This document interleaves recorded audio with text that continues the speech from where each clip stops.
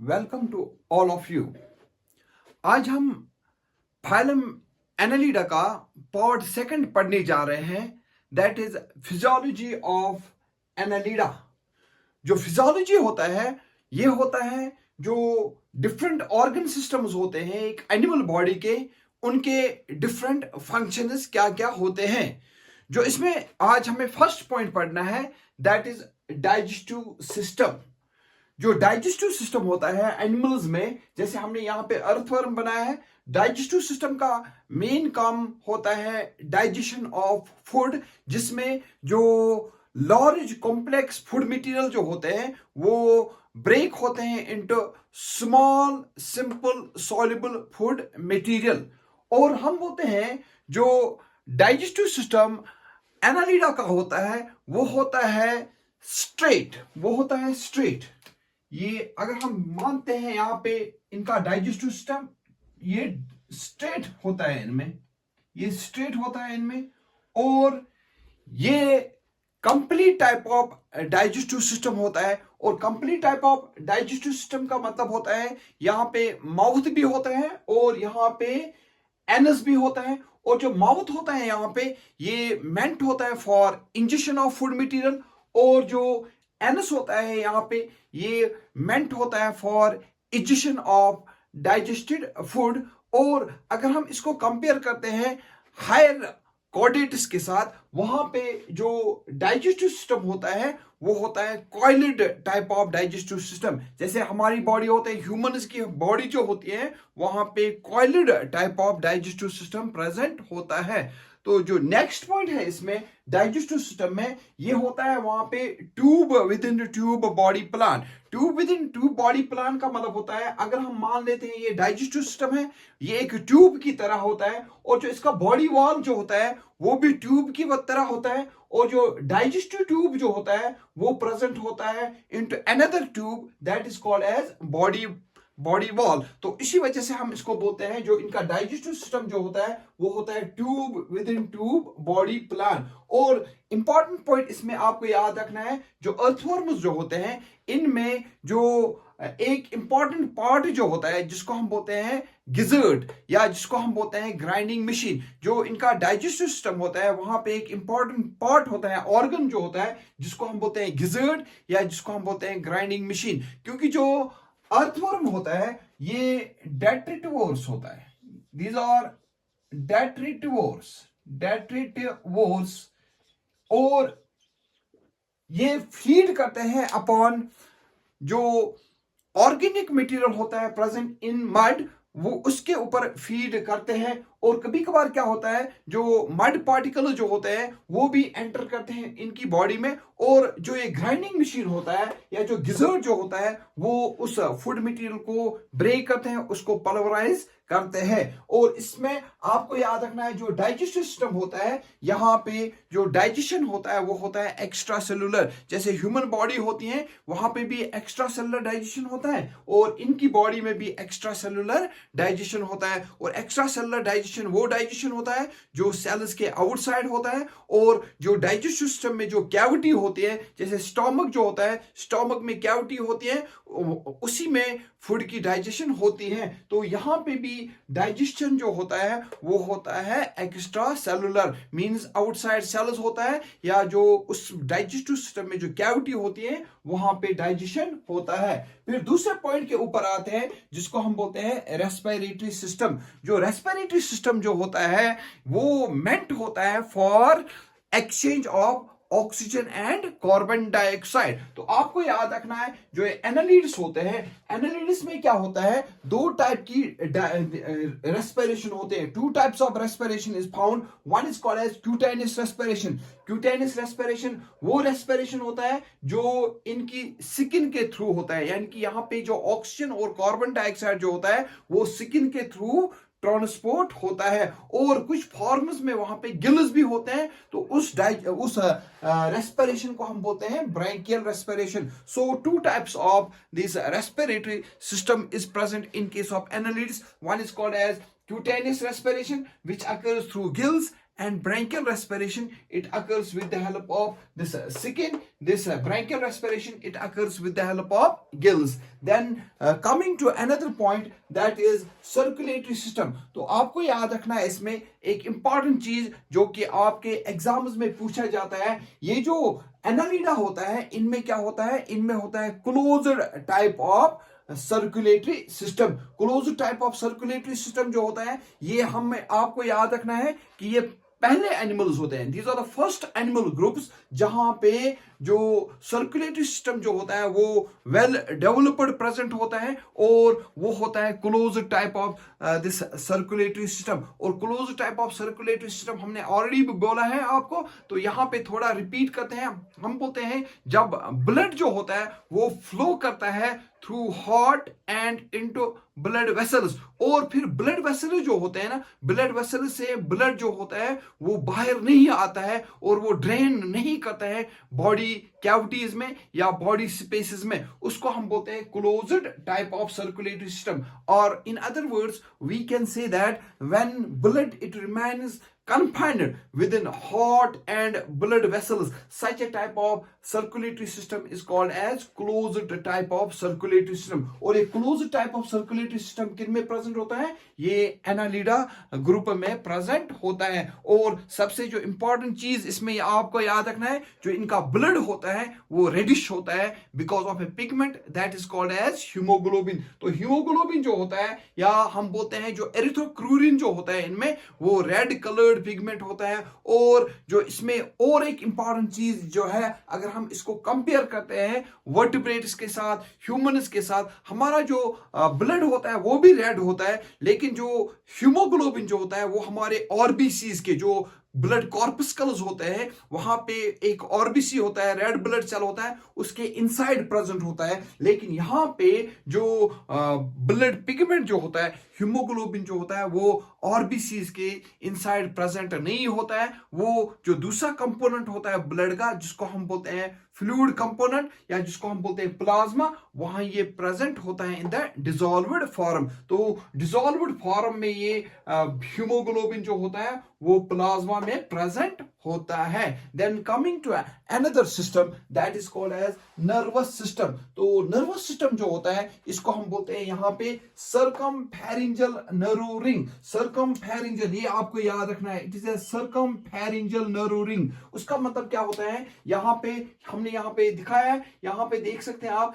जो ये nervous system जो होता है ये एनसर्कल करता है या ये प्रेजेंट होता है अराउंड द फेरिंक्स रीजन. जो इनका डाइजेस्टिव सिस्टम होता है वहां पे जो फेरिंक्स होता है, फेरिंक्स के अराउंड प्रेजेंट होता है दिस नर्वस सिस्टम, जिसको हम बोलते हैं सर्कमफेरेंजियल नर्व रिंग. और ये सर्कमफेरेंजियल नर्व रिंग ये क्या कंप्राइज करता है, इट कंप्राइज ऑफ ब्रेन, जिसको हम बोलते हैं यहाँ पे पियर्ड सेरेब्रल गैंग्लिया भी. यहां पे आपको याद रखना है ये पियर्ड सेरेब्रल गैंग्लिया होता है. और जो ये पियर्ड सेरेब्रल गैंग्लिया जो होता है ये कनेक्टेड होता है यहां से with the help of lateral nerves. यहां पे लेटरल नर्व्स होते हैं, लेटरल नर्व्स के थ्रू ये पियर्ड सेरेब्रल गैंग्लिया जो होता है वो कनेक्टेड होता है. और इस सेरेब्रल गैंग्लिया से इमर्ज होते हैं डबल, यहां से इमर्ज होते हैं double ventral nerve cord. Double ventral nerve cord अगर हम इसको कंपेयर करते हैं वर्टिब्रेट्स के साथ, तो वहां पे भी एक नर्व कॉर्ड इमर्ज होता है जिसको हम बोलते हैं वहां पे स्पाइनल कॉर्ड. लेकिन वो स्पाइनल कॉर्ड क्या होता है, वो होता है डॉर्सल इन लोकेशन और डॉर्सल इन पोजीशन. यहां पे इनमें जो नर्व कॉर्ड होता है वो होता है वेंट्रल इन पोजीशन, और ये डबल होता है, डबल वेंट्रल नर्व कॉर्ड उसको हम बोलते हैं. फिर हम बोलते हैं इनमें कुछ सेंस ऑर्गन्स भी प्रेजेंट होते हैं. एक तो होते हैं इनमें टेंटेकल्स, ये जो टेंटेकल्स होते हैं ये टैक्टाइल होते हैं, ये इनको टच में हेल्प करते हैं. दूसरे होते हैं आईज, जो आईज होते हैं ये इनको हेल्प करते हैं in perceiving the light, that is why they are called as photoreceptors. और यहाँ पे 4 सिंपल ब्लैक आईज प्रेजेंट होते हैं. इसी तरह से पल्प्स होते हैं, ये टेस्ट के लिए होते हैं. और नकल ऑर्गन्स जो होते हैं ये कीमो रिसेप्टर्स का काम करते हैं, ये केमिकल्स को परसीव करने के लिए इंपॉर्टेंट होते हैं. फिर आते हैं और एक सिस्टम के ऊपर जिसको हम बोलते हैं एक्सक्रीटरी सिस्टम। और जो एक्सक्रीटरी सिस्टम यहाँ पे आपको याद रखना है, ये मेंट होता है for removal of nitrogenous waste, तो एक्सक्रीशन में हेल्प करता है। और उसके अलावा ये हेल्प करता है in osmoregulation, that means it maintains water balance in their body. और जो आपको याद रखना है, यहाँ पे देख सकते हैं आप, जो ये नर्वस सिस्टम, जो इनका ये एक्सक्रीटरी सिस्टम जो होता है वो होता है कॉइल्ड ट्यूब लाइक स्ट्रक्चर। यहाँ पे आप देख सकते हैं ये कॉइल्ड ट्यूब लाइक स्ट्रक्चर होता है। और इसमें यहाँ पे आप देख सकते हैं ये नेफ्रोस्टोम्स होते हैं। और ये जो नेफ्रोस्टोम्स जो होते हैं, it contains these tube like structures. और लास्ट यहाँ पे इनमें एक पोर होता है जिसको हम बोलते हैं नेफ्रिडियो पोर। और सबसे जो इंपॉर्टेंट चीज ये पूछा जाता है एग्जाम्स में कि जो एक्सक्रीटरी सिस्टम जो होता है एनालिडा में, इसका नाम क्या होता है, उसको हम बोलते हैं नेफ्रीडिया। ये simple type of excretory system होता है जिसको हम बोलते हैं नेफ्रीडिया। और अगर हम बात करते हैं इन नेफ्रीडिया की, ये हर एक सेगमेंट में प्रेजेंट होते हैं जिनको हम बोलते हैं मेटामर्स। और फर्स्ट सेगमेंट और सेकंड सेगमेंट के अलावा हर एक सेगमेंट में ये नेफ्रीडिया प्रेजेंट होते हैं। अगर हम बोलते हैं earthworm, if there are 120 segments, तो आपको याद रखना है फर्स्ट 2 सेगमेंट्स में ये नेफ्रीडिया एब्सेंट होते हैं। और जितने भी फिर रिमेनिंग सेगमेंट्स होते हैं, हर एक सेगमेंट में अपना अपना नेफ्रीडिया होता है। और ये जो नेफ्रीडिया होता है ये हेल्प करता है इनको एक्सक्रीशन और ऑस्मो रेगुलेशन प्रोसेस में। हम बात करते हैं इन एनालिड्स की, हम बोलते हैं ये तो अमोनियोटैलिक होते हैं, ये तो एक्सक्रीट करते हैं अमोनिया भी, लेकिन वो किन फॉर्म्स में, एक्वेटिक फॉर्म्स में। और कुछ फॉर्म जो होते हैं इसमें वो होते हैं यूरियोटैलिक। यूरियोटैलिक का मतलब होता है ये हेल्प करते हैं in the elimination of urea. और वो मोस्टली कौन होते हैं, वो टेरेस्ट्रियल फॉर्म्स होते हैं, जैसे अर्थवर्म होता है, लीच जो होते हैं वो होते हैं। इसके अलावा हम लास्ट पॉइंट पे आते हैं जिसको हम बोलते हैं यहाँ पे रिप्रोडक्टिव सिस्टम। तो रिप्रोडक्टिव सिस्टम हम लिखते हैं यहाँ पे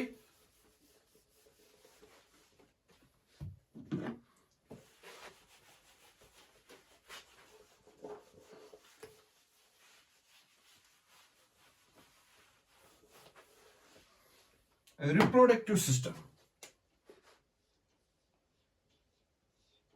रिप्रोडक्टिव सिस्टम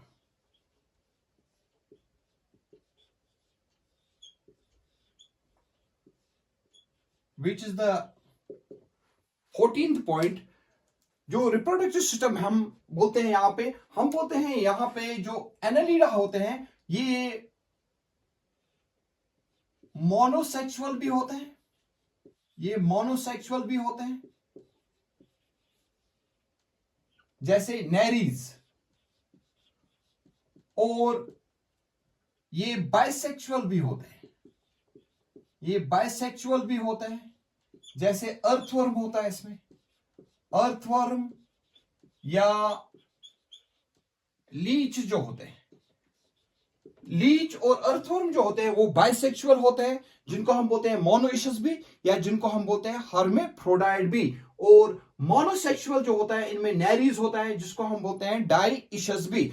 और फिर हम फर्टिलाइजेशन के ऊपर आते हैं। फर्टिलाइजेशन, जो फर्टिलाइजेशन इनमें मोस्टली होता है वो होता है cross fertilisation plus cross and external.